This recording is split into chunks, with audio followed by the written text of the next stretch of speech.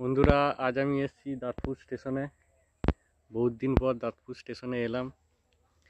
চলুন স্টেশনটা একবার ঘুরিয়ে দেখানো যাক। এখন আমি এই নিচেটা রয়েছি এবং আমার সাথে আছে আরও দুজন।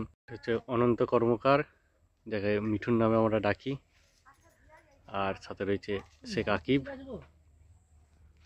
এটা হচ্ছে দাঁতপুর স্টেশনের একদম নিচেটা। যদি আপনারা জামালপুর দিক থেকে আসেন তাহলে এই দিক থেকে এসে এই হচ্ছে ওঠার সিঁড়ি স্টেশনের। চলুন দেখি উঠে।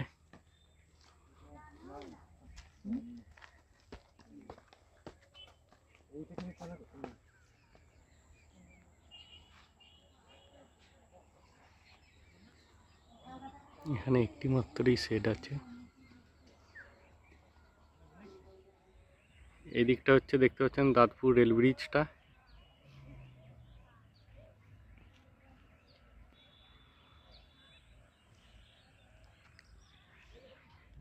এদিকটা হচ্ছে মশাগ্রাম দিকটা। বর্তমানে এখন সিঙ্গেল লাইনই আছে। ভবিষ্যতে যদি ট্রেনের সংখ্যা বাড়ে তাহলে আশা করি এটা ডবল লাইনও হয়ে যাবে।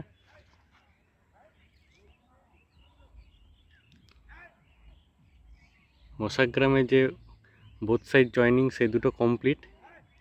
শুধু অপেক্ষা এখন কবে উদ্বোধন করবে। এবং সাথে আমার দুজনে এসছে, এখন তারাও দেখছে স্টেশনটা ঘুরে। বন্ধুরা, আমাদের এই সাথে অনন্ত কর্মকার আছে। ওর কিছু মূল্যবান কথা আপনারা শুনে নিন একটু।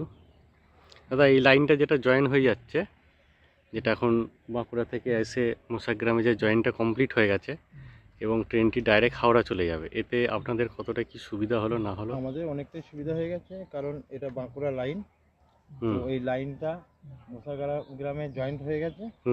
তো মুসাগ্রাম থেকে হাওড়া যাওয়ার জন্য কোনো অসুবিধা হবে না। তা আমরা অনেক সুবিধা পেয়েছি। এতে খুশি নাকি? অনেকটা খুশি, মানে প্রচুর খুশি। আগে কি হতো, মশাগ্রামে গিয়ে ট্রেন ধরতে হতো, এখন এখানে কাছেই। আমরা আগে যেতাম মুসাগ্রামে, ওখানে ঘন্টার পর ঘন্টা সময় দিয়ে সে হাওড়া যাওয়ার জন্য অপেক্ষা করতাম। তো এখন করে আমাদের একদম হাতের নাগালে চলে এসেছে, খুব সুবিধা হয়েছে। যাক, এতে খুবই সুবিধা হয়েছে।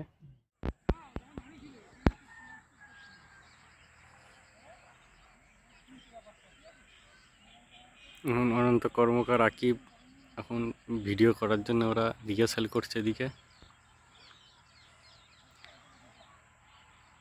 মশাগ্রাম যেটা 5টায় ট্রেনটা ছাড়ে, 5টা না 5টা 6, সেটার কিছুক্ষণের মধ্যেই আসবে, তার অপেক্ষায় দাঁড়িয়ে আছি। স্টেশনে কিন্তু স্ট্রিট লাইট আছে প্রত্যেকটা জায়গাতেই। দাঁতপুর স্টেশনে কিন্তু স্ট্রিট লাইট আছে, এটা জলে নাকি এখন বলতে পারছি না। আর দাঁতপুর স্টেশনে কিন্তু কোনো টিকিট কাউন্টার নেই।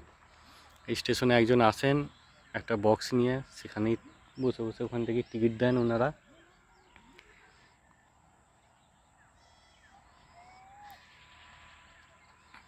চলুন, ট্রেনের অপেক্ষায় রইলাম। ওরা এখন ভিডিও রিহার্সাল করছে। স্টেশনগুলো এখনও পুরো মডিফাই করা দরকার। আপনারা দেখতেই পাচ্ছেন স্টেশনগুলো পুরো এখনও কোনো মডিফাই হয়নি, এখনও মাটি হয়ে রয়েছে। এবার এখানে গার্ডওয়াল একটা দেওয়া অবশ্যই দরকার। কারণ এই কারণে বলছি, বাচ্চা ছেলেগুলো অনেকেই খেলতে খেলতে যদি বাই চান্স ফসকে যায়, আপনাদের উপর থেকে নিচেটা দেখায়, দেখতে পাচ্ছেন নিচেটা কত নিচে। যেহেতু নদীর ওপরে ব্রিজ হয়েছে বলে এটা ব্রিজের লেভেলে রাখতে হবে, সেই কারণে নিচর থেকে একদম উপর অবধি স্টেশনটা রয়েছে। বলাই যেতে পারে নিচু থেকে উপর স্টেশনটা দেখলে, হ্যাঁ, দার্জিলিংয়ের ঘুমের মতন লাগবে, হয়তো উঁচুতে রয়েছে। সে কারণে এখানে গার্ডওয়ালগুলো অবশ্যই দেওয়া দরকার। এখন ওরা আসছে আমার কাছে ভিডিও করতে।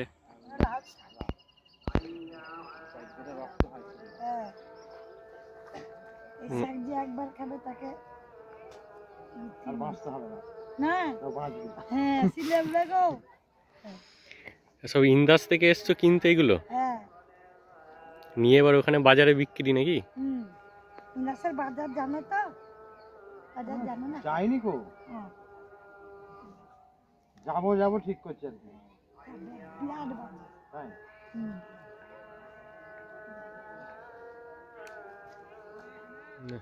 একটা স্ট্রিট লাইটে লাইট জ্বলছে, একটা বন্ধ, একটাই জ্বলছে। এক একটা করে বন্ধ, এক একটা করে লাইট জ্বলছে।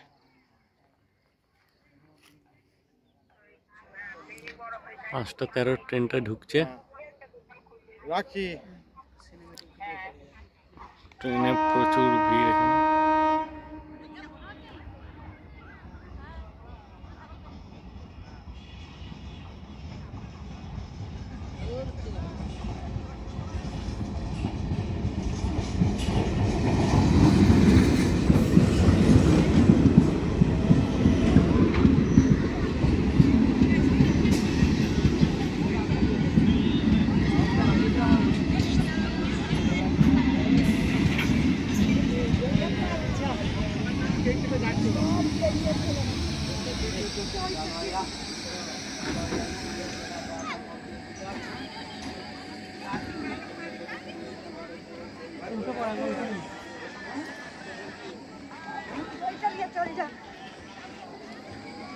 আর এই দরজাটা খোলাই ছিল তো।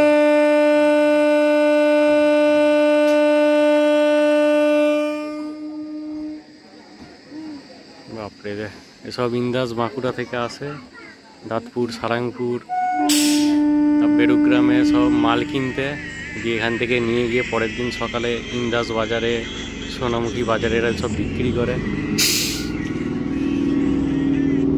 এর থেকেই বোঝা যায় এই ট্রেনটির গুরুত্ব কতটা।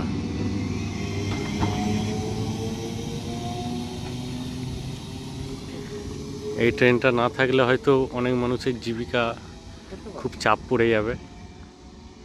সেই কারণে এই ট্রেন সংখ্যা এখানে বাড়ালে অনেক মানুষের আরও অনেক সুবিধা হবে। আপনারাই দেখলেন যে একটা মহিলা মানে প্রত্যেক দিনই এখানে আসে এবং সবজি কিনে নিয়ে গিয়ে ইন্দাস বাজারে বিক্রি করে।